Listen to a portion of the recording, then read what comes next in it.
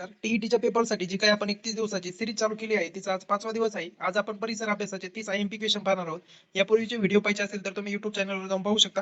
यासाठी मी separate playlist तयार केली आहे. त्यामध्ये तुम्हाला सर्व प्रकारचे व्हिडिओ पाहायला मिळतील. आणि यासाठी तुम्ही चॅनलला नक्की सबस्क्राईब करू शकता. चला तर मग व्हिडिओला सुरुवात करूया. प्रश्न क्रमांक 1. खालीलपैकी कोणता घटक पर्यावरणाचा अजैविक घटक आहे? अ. वनस्पती, ब. प्राणी, क. सूर्यप्रकाश, ड. सूक्ष्मजीव. याचं उत्तर आहे ऑप्शन क. सूर्यप्रकाश. पर्यावरणात दोन मुख्य घटक असतात. जैविक म्हणजे सजीव, उदाहरणार्थ वनस्पती, प्राणी, आणि अजैविक म्हणजे निर्जीव, उदाहरणार्थ हवा, पाणी, माती, सूर्यप्रकाश. सूर्यप्रकाश हा परिसंस्थेतील ऊर्जेचा प्राथमिक स्रोत आहे. प्रश्न क्रमांक 2. वातावरणाच्या कोणत्या स्तरामध्ये हवामानाशी संबंधित सर्व घटना, उदाहरणार्थ पाऊस, ढग घडतात? अ. स्थितांबर, ब. तपांबर, क. दलांबर, ड. बाह्यांबर. याचं उत्तर आहे ऑप्शन क्रमांक ब. तपांबर. तपांबर हा वातावरणातील सर्वात खालचा स्तर आहे. पृथ्वीच्या पृष्ठभागापासून सुमारे 13 ते 16 किलोमीटर पर्यंत हा स्तर असतो. ढग, पाऊस, वादळ यासारख्या हवामानातील सर्व घडामोडी यात थरात होतात. प्रश्न क्रमांक 3. वनस्पती अन्न तयार करताना वातावरणातील कोणता वायू शोषून घेतात? अ. ऑक्सिजन, ब. नायट्रोजन, क. कार्बन डायऑक्साईड, ड. हायड्रोजन. याचं उत्तर आहे ऑप्शन क्रमांक क. Carbon dioxide. प्रकाश संश्लेषण प्रक्रियेमध्ये वनस्पती सूर्यप्रकाश, पाणी आणि हवेतील कार्बन डायऑक्साईडचा वापर करून अन्न म्हणजे ग्लुकोज तयार करतात आणि ऑक्सिजन वायू बाहेर सोडतात. यामुळे वातावरणातील वायूचे संतुलन राखले जाते. प्रश्न क्रमांक 4. आम्लवर्षा ऍसिड रेन होण्यासाठी मुख्यतः कोणते वायू जबाबदार असतात? अ. नायट्रोजन व ऑक्सिजन, ब. सल्फर डायऑक्साईड व नायट्रोजन डायऑक्साईड, क. मिथेन आणि ओझोन, ड. Carbon monoxide. याचं उत्तर आहे ऑप्शन क्रमांक ब.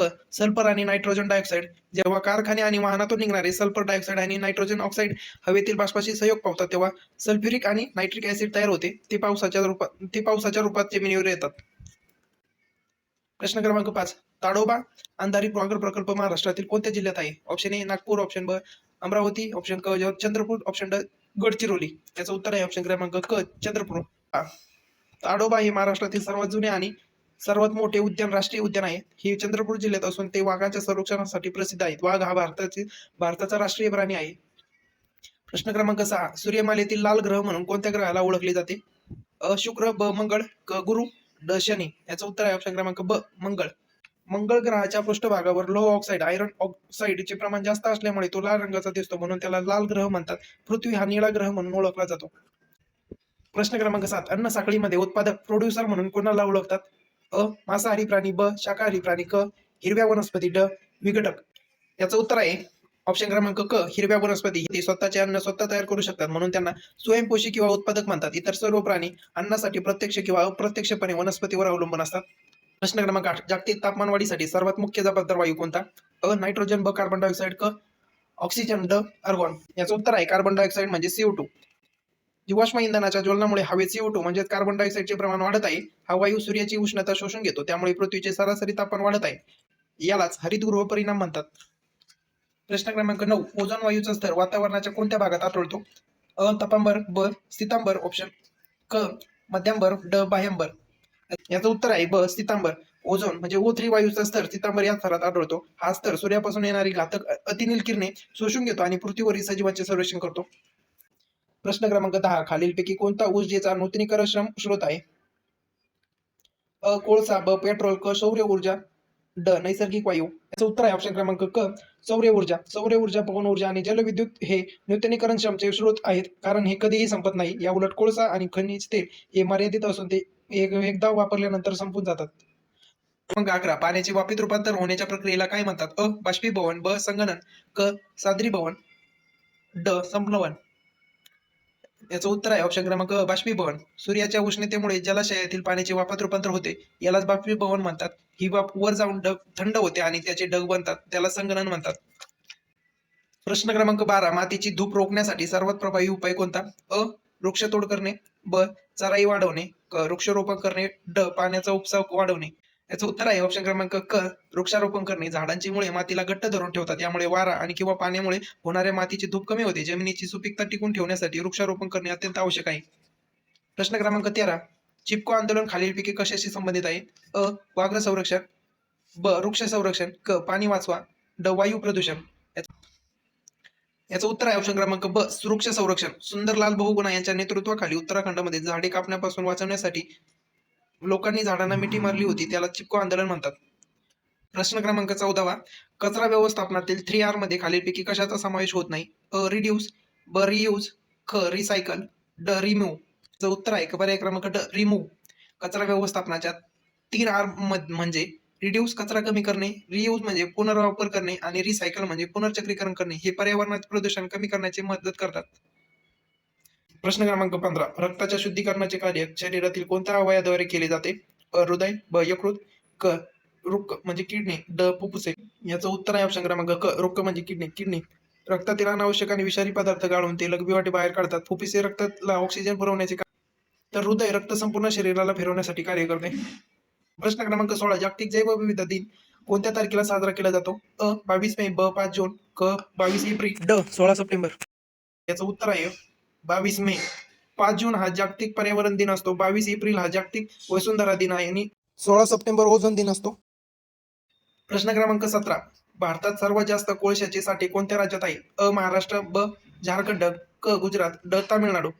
याचं उत्तर आहे ऑप्शन क्रमांक झारखंड. झारखंडमधील ही झरी आहे कोळसाच्या खाणीसाठी प्रसिद्ध आहे. कोळसा हा एक महत्वाचा ऊर्जा स्रोत आहे. प्रश्न क्रमांक 18. पाण्यातील ऑक्सिजनचे प्रमाण कमी झाल्यामुळे खालीलपैकी कोणता परिणाम होतो?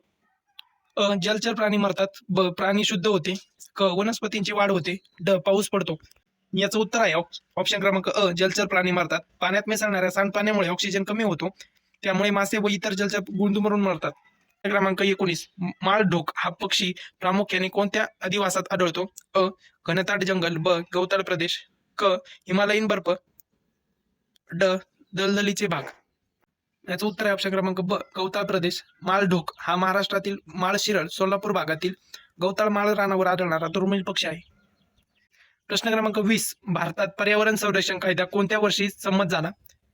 1972, 1986, 1992, 2002. याचं उत्तर आहे ऑप्शन क्रमांक 1986. 1984च्या भोपाळ वायू दुर्घटनेनंतर केंद्र सरकारने पर्यावरणाचे रक्षण करण्यासाठी 1986 मध्ये हा व्यापक कायदा बनवला.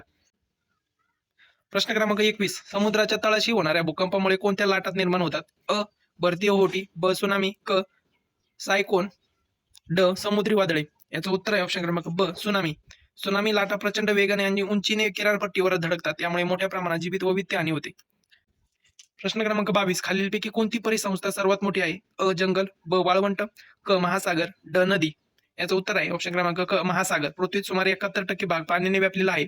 महासागरातील परिसंस्था ही जगातील सर्वात मोठी आणि महत्वाची परिसंस्था आहे. प्रश्न क्रमांक 23. सीएनजी या इंधनाचा प्रमुख घटक कोणता? Propane, methane, butane, ethane. याचं उत्तर आहे ऑप्शन क्रमांक मिथेन. सीएनजी मध्ये मिथेनचे प्रमाण सर्वाधिक असते. हे इंधन पेट्रोलपेक्षा कमी प्रदूषण करते. प्रश्न क्रमांक 24. शाश्वत विकासाचा मुख्य उद्देश काय आहे? फक्त आजचा फायदा, पर्यावरणाचा समतोल व भावी पिढीसाठी साठा, शहराचे जलद शहरीकरण, आवाजवी खनिज उत्खनन. याचं उत्तर आहे ऑप्शन क्रमांक पर्यावरणातील समतोल व भावी पिढीसाठी साठा. शाश्वत विकास म्हणजे अशा पद्धतीने प्रगती करणे की ज्यामुळे निसर्गाचे नुकसान होणार नाही आणि भविष्यातील पिढींनाही संसाधने मिळतील. प्रश्न क्रमांक 25. वृक्षतोडीमुळे वातावरणातील कोणत्या वायूचे प्रमाण वाढते? Oxygen, nitrogen, carbon dioxide, ozone. याचं उत्तर आहे ऑप्शन क्रमांक कार्बन डायऑक्साईड. आणि हवेतील कार्बन डायऑक्साईड शोषून घेतात. झाडे कमी झाल्यामुळे हा वायू शोषून घेतला जात नाही आणि त्यामुळे त्याचे प्रमाण वाढून उष्णता वाढते. प्रश्न क्रमांक 26. काझीरंगा राष्ट्रीय उद्यान कोणत्या राज्यात आहे? पश्चिम बंगाल, आसाम, उत्तराखंड, कर्नाटक. याचं उत्तर आहे ऑप्शन क्रमांक आसाम. काझीरंगा राष्ट्रीय उद्यान हे आसाम राज्यातून असून ते एका शिंगाच्या गेंड्यासाठी जगप्रसिद्ध आहे.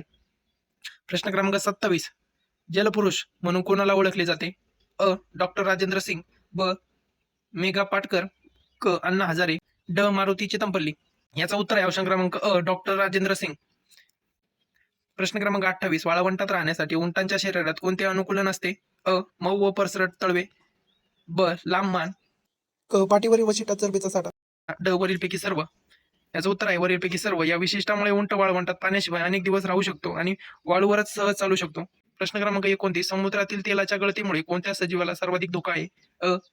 जमिनीवरील प्राणी, सागरी पक्षी व जलचर, वाळवंटी कीटक, पाळीव प्राणी.